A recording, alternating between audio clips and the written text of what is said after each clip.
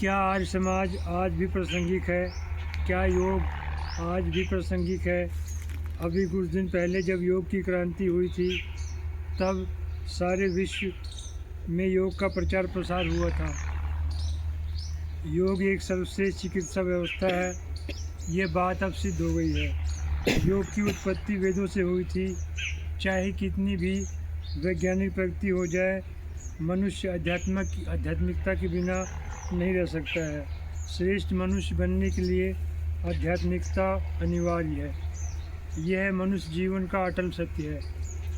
मैं आर्य समाज से बहुत प्रभावित था, पर आर्य समाज से मैं जुड़ा हुआ नहीं था। जहाँ पर मैं रहता हूँ वहीं पर मेरे बगल में ही आर्य समाज का एक मंदिर है। मैं रोज़ उस मंदिर के बगल से होकर गुजरता था, पर मैंने कभी भी वहाँ पर यज्ञ होते हुए नहीं देखा।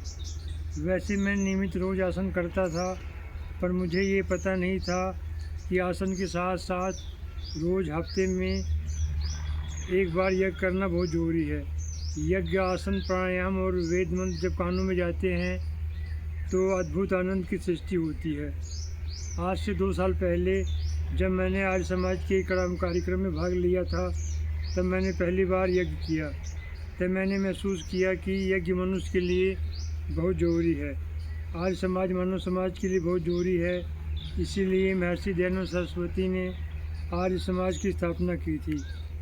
अगर महर्षि दयानंद सरस्वती नहीं होते तो भारत की संस्कृति हमेशा के लिए नष्ट हो जाती। महर्षि दयानंद ने ही भारतीयों के मन में छाई हीन भावना को नष्ट किया था। उनका ये उपकार हम कभी नहीं भूल पाएंगे।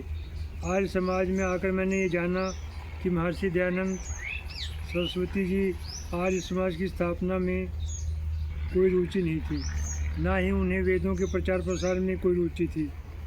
उनके गुरु ने उन्हें आदेश दिया था कि वेदों का प्रचार प्रसार करो। फिर जब महर्षि वेदों का प्रचार प्रसार करने लगे तो लोगों ने कहा, एक ऐसी संस्था का निर्माण करो जो हमेशा भारत में वेदों का प्रचार प्रसार करती रहे। तब लोगों ने यह भी कहा कि एक ऐसी पुस्तक लिखो जिसमें आर्य समाज की विचारधारा लिखित रूप में उपलब्ध हो। तब महर्षि ने सत्यार्थ प्रकाश की रचना की। इस पुस्तक ने भारतीयों के मन में छाई समस्त हीन भावना और बुराइयों को नष्ट करना शुरू कर दिया। अभी भारत एक विकसित देश नहीं बना है, अभी भी सारी बुराइयां भारत से नष्ट नहीं हुई हैं, इसलिए भारत एक विकसित देश नहीं बन पाया है। अभी भी हमारे देश में बहुत सी समस्याएं हैं जो हल नहीं हुई हैं। हमारा संविधान भ्रष्टाचार और अपराध को बढ़ावा देता है।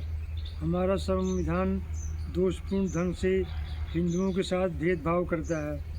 हमारा संविधान बहुत हद तक हिंदू विरोधी है। इस संविधान की आलोचना अम्बेडकर ने भी की थी। ऐसा संविधान हड़बड़ी में बनाया गया था। हमारे संविधान में बहुत से ऐसे कानून हैं जिन्हें दूर किया जाना चाहिए था 2014 के बाद, पर अभी तक उन नियमों और कानूनों को नहीं बदला गया है। अभी भी देर नहीं हुई है। सरकार चाहे तो दोषपूर्ण कानूनों और नियमों को बदल सकती है। वैसे पिछले 10 सालों में काफ़ी गलत कानून नष्ट किए गए हैं, पर अभी बहुत से कानून ऐसे हैं जिन्हें नष्ट करना बहुत ज़रूरी है। इन सब कानूनों को नष्ट करने से ही भारत एक विकसित देश बन सकता है और भारत का हर नागरिक एक खुशहाल जीवन बिता सकता है। आर्य समाज में आकर मुझे पता चला कि वेदों की रचना ऐसे ऋषियों और महानतम लोगों ने की थी जो कि बहुत ही श्रेष्ठतम मनुष्य थे। उन्होंने आध्यात्मिक चेतना की दिव्य अवस्था में वेदों की रचना की थी। क्योंकि वेदों की वाणी बहुत ही श्रेष्ठतम और महानतम है, इसीलिए इन रचनाओं को ईश्वर की वाणी कहा गया था। कुछ महान और समझदार लोगों का मानना है कि वेदों जैसी कविता आज तक नहीं लिखी गई है। ये बात काफ़ी हद तक सही है। स्वामी दयानंद सरस्वती की उपलब्धियाँ बहुत ही श्रेष्ठतम और महानतम है। भारत में वैदिक ऋषियों के बाद कोई भी ऐसी विभूति भारत में नहीं आई थी जिसने भारतीय समाज को इतना प्रभावित किया था जितना प्रभावित स्वामी दयानंद सरस्वती ने किया था। आर्य समाज हमेशा महत्वपूर्ण बना रहेगा।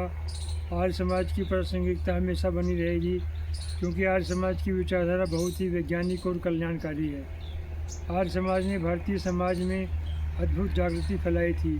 और आज भी फैला रहा है और हमेशा फैलाता रहेगा। आर्य समाज भारत के लिए हमेशा महत्वपूर्ण बना रहेगा। आर्य समाज भारत का सबसे महत्वपूर्ण संगठन है। आर्य समाज ने भारत की सभी बुराइयों को नष्ट करने का प्रयास किया था। आज भी ये संस्था बहुत ही प्रभावशाली ढंग से कार्य कर रही है। आर्य समाज की विचारधारा योग दर्शन पर आधारित है। आज योग को सभी समझदार लोग करते हैं। योग सबसे श्रेष्ठ चिकित्सा विज्ञान है, ये बात अब स्थापित हो गई है। योग सबसे श्रेष्ठ आध्यात्मिक विज्ञान है। योग सबसे श्रेष्ठ सामाजिक विज्ञान है। मेरे वीडियो को देखने के लिए आपका बहुत बहुत धन्यवाद। अगर आपको मेरा ये वीडियो पसंद आया हो, कृपया मेरे चैनल को सब्सक्राइब कर लें, लाइक भी कर दें, शेयर भी कर दें। नमस्कार, जय हिंद, वंदे मातरम।